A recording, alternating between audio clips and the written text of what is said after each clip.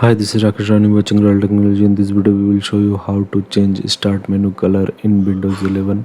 So let's start the video. So we are going to change the color of a start menu. So right click on a start menu, open settings, or you can search also. Once open, click on personalize option, left hand side. Then scroll down a little bit and then click on this second option, color.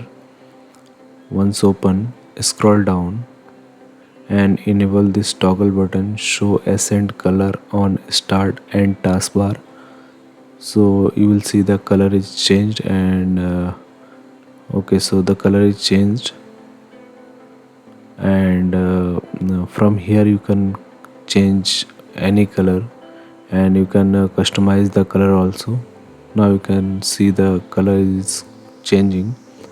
uh, you can scroll up and select other color, and customize option also available here,